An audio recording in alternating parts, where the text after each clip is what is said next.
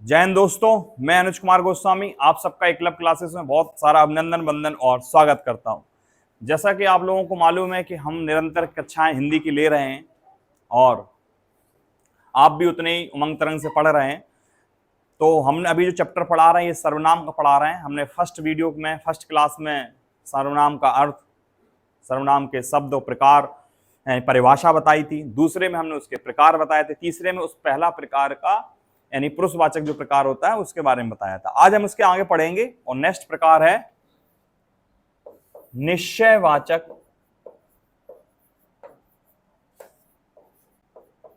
सर्वनाम। निश्चयवाचक सर्वनाम कौन सा? निश्चयवाचक सर्वनाम। सेकंड है निश्चयवाचक सर्वनाम। कौन सा? निश्चयवाचक सर्वनाम। दूसरा है निश्चयवाचक सर्वनाम। पहला पुरुषवाचक बता दिया था, जिसमें वक्ता, श्रोता और किसी अन्य तीसरे व्यक्ति के लिए बात होती है उसे पुरुषवाचक सर्वनाम कहते हैं। इसमें तीन प्रकार के भेद होते हैं, उत्तम, मध्यम और अन्य पुरुष। तो आप लोग जरा उनके वो लिखिए, उत्तम पुरुष, मध्यम पुरुष और अन्य पुरुष के भेद, वो शब्द कौन कौन से शब्द उत्तम पुरुष में आते हैं, कौन से मध्यम में आते हैं, कौन से अन्य पुरुष में, आप इसके जो है वो लिखिए शब्द। तब तक हम निश्चयवाचक सर्वनाम पढ़ाते हैं। और आप लोगों से फिर से एक रिक्वेस्ट है कि आप हमारे चैनल को सब्सक्राइब करिए और सब्सक्राइब के साथ जो है बेल आइकन का बटन दबाइए, जिससे हमारी ओर से कोई भी सूचना, वीडियो या कक्षाएं जो भी आपको प्रोवाइड कराई जा रही हैं वो शीघ्रता से आपको पता चल जाए। तो नेक्स्ट बढ़ते हैं निश्चयवाचक सर्वनाम। निश्चयवाचक सर्वनाम किसे कहते हैं? मोस्ट इंपॉर्टेंट है ये भी। पहले लिखिए इसकी परिभाषा। पहले लिखिए इसकी परिभाषा। परिभाषा, परिभाषा किसे कहते हैं यानी किसे कहते हैं निश्चयवाचक सर्वनाम? तो लिखिए वे सर्वनाम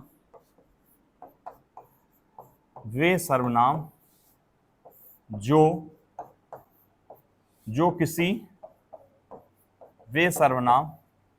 किसी निश्चित संज्ञा की ओर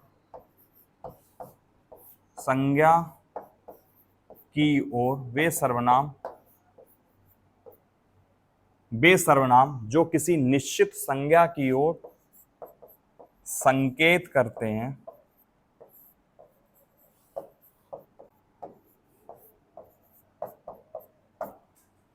वे सर्वनाम जो किसी निश्चित संज्ञा की ओर संकेत करते हैं उन्हें निश्चयवाचक सर्वनाम कहते हैं। तो निश्चयवाचक सर्वनाम किसे कहते हैं? वे सर्वनाम जो किसी निश्चित संज्ञा की ओर क्या करते हैं? संकेत। ये इंपॉर्टेंट है, संकेत करते हैं।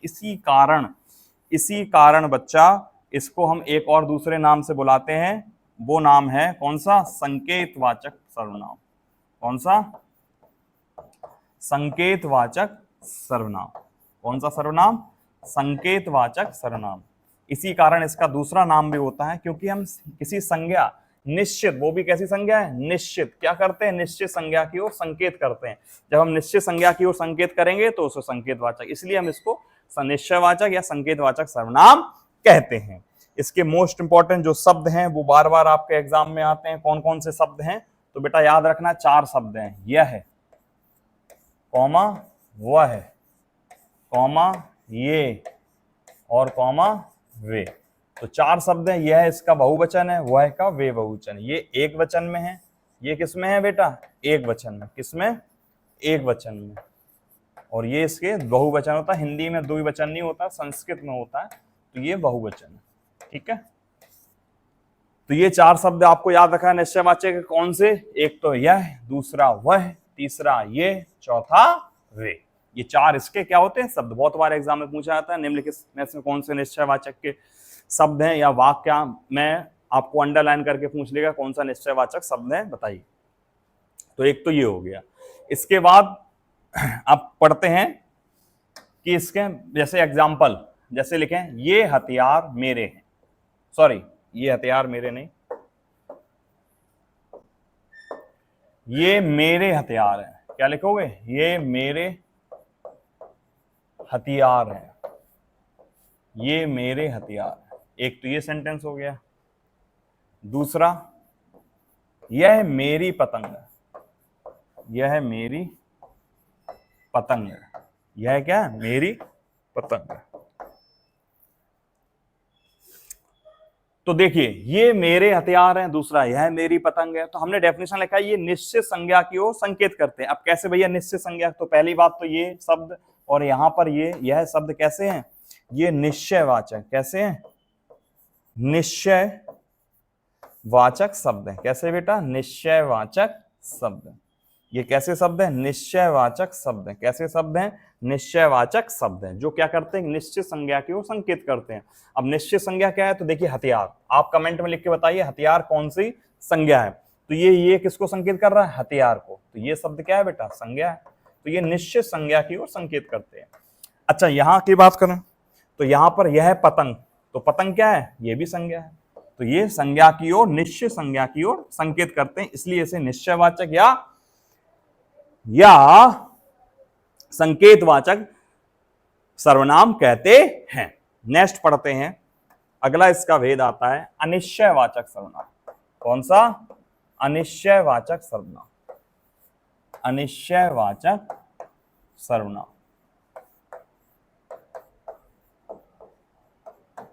अनिश्चयवाचक सर्वनाम। अनिश्चयवाचक सर्वनाम क्या होता है, तो परिभाषा लिखिए।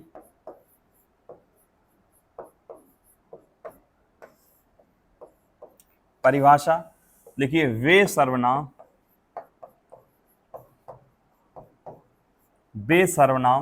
जो निश्चित संख्या की ओर,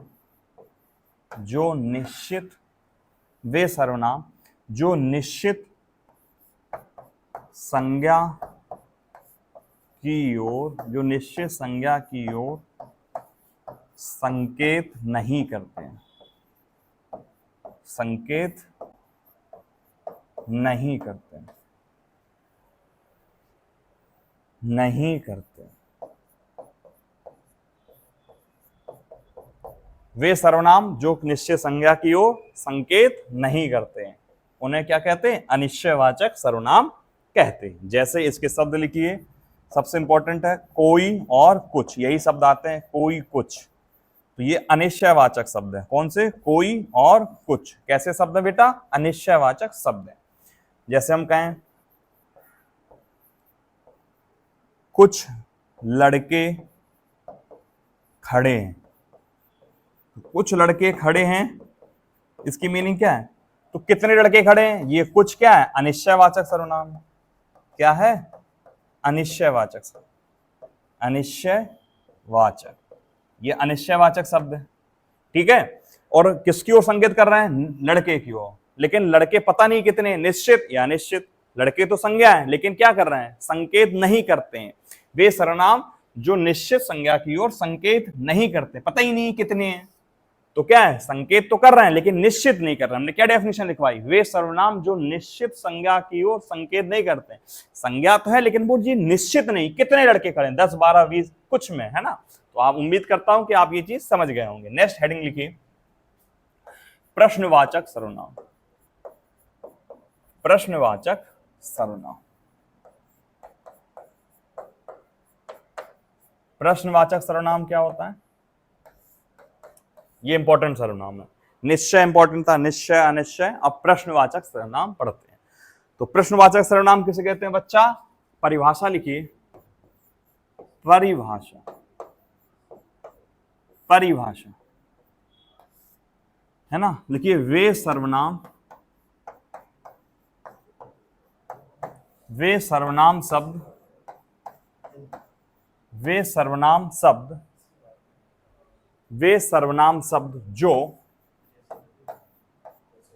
प्रश्न पूछने का काम करते हैं। वे सर्वनाम शब्द जो प्रश्न पूछने में प्रयोग होते हैं। किसमें प्रयोग होते हैं, प्रश्न पूछने में प्रयोग होते हैं, प्रश्न पूछने में प्रयोग होते हैं। वे सर्वनाम शब्द जो प्रश्न पूछने में प्रयोग होते हैं, उन्हें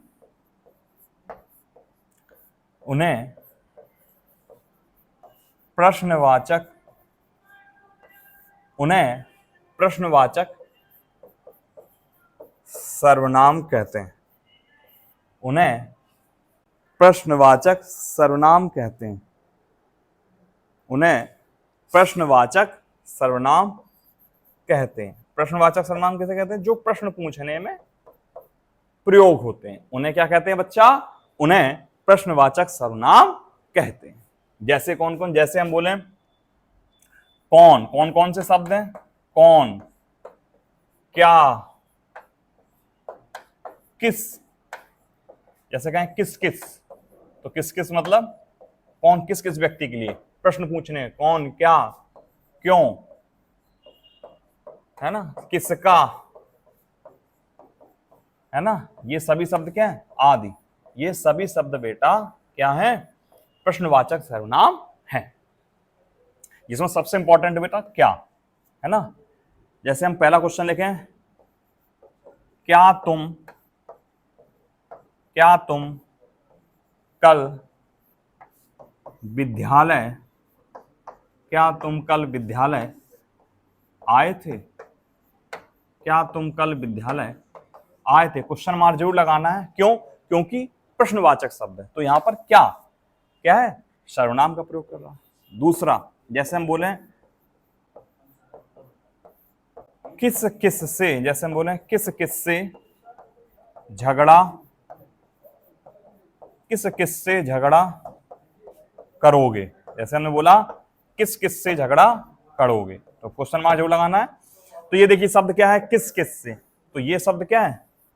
प्रश्नवाचक शब्द, यानी प्रश्नवाचक सर्वनाम का प्रयोग कर रहा है। तो ये शब्द जो बेटा आज हमने पढ़े हैं वो शब्द क्या है? प्रश्नवाचक सर्वनाम। जैसे अगला, तुम कौन हो। जैसे मैंने लिखा तुम कौन हो, तुम कौन हो, तो हमें नहीं मानते। तो ये कौन शब्द क्या है? प्रश्नवाचक सर्वनाम है। नेक्स्ट लिखते हैं निजवाचक सर्वनाम। सबसे इंपॉर्टेंट अगर कोई सर्वनाम है तो बच्चा यही है, निजवाचक सर्वनाम। जैसे इसमें पुरुषवाचक हमने बताया था सबसे इंपॉर्टेंट सर्वनाम है, ऐसे ही निजवाचक सर्वनाम सबसे इंपॉर्टेंट सर्वनाम होता है। तो निजवाचक सर्वनाम क्या होता है बच्चा? देखिए, जहां पर परिभाषा लिखिए, जहां पर तीन शब्द, स्वयं के लिए, जहां पर तीन शब्द स्वयं के लिए प्रयोग किए जाएं। किसके लिए? स्वयं के लिए प्रयोग किए जाएं। जहां पर तीन शब्द स्वयं के लिए प्रयोग किए जाएं, जहां पर तीन शब्द स्वयं के लिए प्रयोग किए जाएं। अब वो तीन शब्द कौन कौन से हैं जो स्वयं के लिए? एक है आप, और आप को कहते हैं स्वयं भी होता है। आपका समानार्थी शब्द स्वयं या खुद, तो जहां पर तीन शब्द, वो तीन कौन कौन शब्द होंगे? एक आप है जिसको समानार्थी शब्द होता है स्वयं या खुद। दूसरा है अपना, एक शब्द कौन सा है? अपना। और तीसरा शब्द है अपने आप। कौन कौन? अपने आप। और तीसरा शब्द है अपने आप। हमने कहा जहां पर तीन शब्द, ये तीन शब्द याद रखना है। तीन हमने इसलिए लिखा, वैसे परिभाषा में तीन नहीं लिखा आता है बच्चा, जहां पर ये लिखा था जहां पर स्वयं के लिए प्रयोग किए जाए। कौन से शब्द है जो स्वयं के लिए प्रयोग किए जाए? आप, आपका समानार्थी शब्द बेटा हमारे साथ बोलिए, स्वयं या खुद। अगला अपना, और अगला अपने आप। ये जो तीन शब्द स्वयं के लिए प्रयोग किए जाए तो वहां पर कौन सा सर्वनाम होता है? वहां पर निजवाचक सर्वनाम होता है। अब बच्चा हमने उस दिन जो वीडियो लिया था इससे पहले वाला, हमने आपको बताया था आप शब्द बेटा वहां भी आया था और आप शब्द यहां भी आया। आप शब्द बेटा वहां भी आया और आप शब्द यहां भी आया। तो हमने बताया था, आप कमेंट करके बताइए कहां पर हमने आप शब्द पिछला वीडियो में किस सर्वनाम के भेद में हमने आप शब्द का उल्लेख किया है, आप बताइए, है ना। एक यहां भी आया, तो वहां पर बेटा आप जब हमने बताया था तो वहां कर्ता का प्रयोग काम करता है। वहां पर आप किसका काम करता है? कर्ता का। लेकिन यहां पर आप कर्ता का काम नहीं करता है, यहां पर आप कर्ता पे फोर्स करेगा और कर्ता के तुरंत बाद होगा। यहां कर्ता का काम नहीं करता है। जैसे हम कहें आप कौन हो, तो वहां पर कर्ता का काम कर रहा है, तो आप पुरुषवाचक का मध्यम पुरुष है।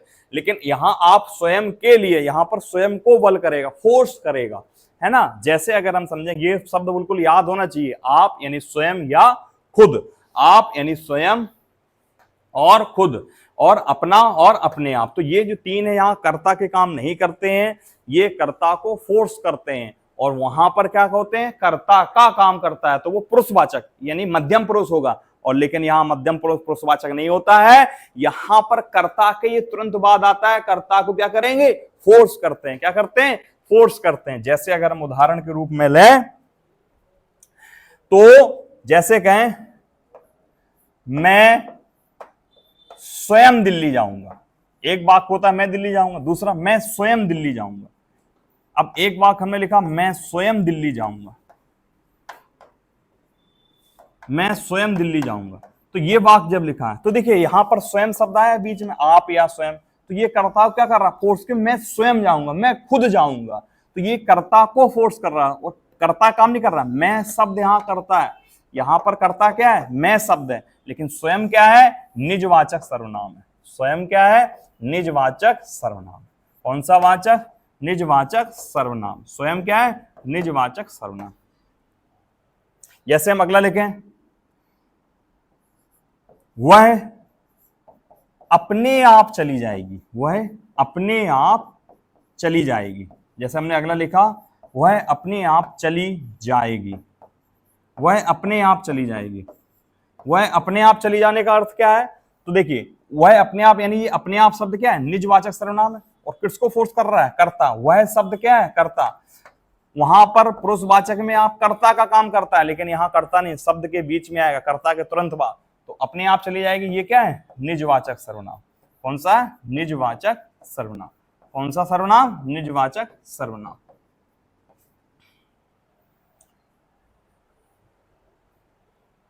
जैसे अगला और बोले,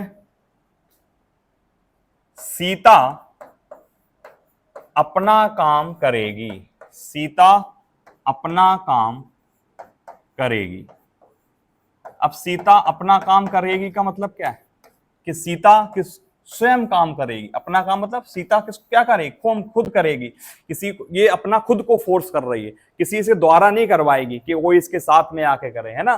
तो सीता अपना काम करेगी, तो सीता शब्द क्या है, ये कर्ता का काम कर रहा है, लेकिन अपना शब्द क्या काम कर रहा है, सर्वनाम का, और वो सर्वनाम है निजवाचक सर्वनाम। कौन सा सर्वनाम, निजवाचक सर्वनाम।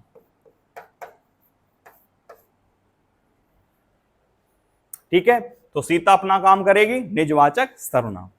तो बच्चा उम्मीद करता हूं कि आज जो हमने आपको 4 प्रकार के टाइप और बताए हैं, एक कल बताया था पुरुषवाचक, आज हमने उसी का आगे निश्चयवाचक, अनिश्चयवाचक और प्रश्नवाचक और निजवाचक, जिसमें सबसे इंपॉर्टेंट निश्चय था और निजवाचक, जिसमें 3 शब्द आते हैं, आप, अपना, अपने आप। ये तीनों रटने होने चाहिए। यहां पर ये काम खुद को यानी फोर्स, यानी ध्यान रखना कर्ता का काम नहीं करते हैं, कर्ता का काम करेगा मध्यम पुरुष यानी पुरुषवाचक, लेकिन यहां पर जो आता है वो कर्ता को फोर्स करेगा, कर्ता को बल डालेगा।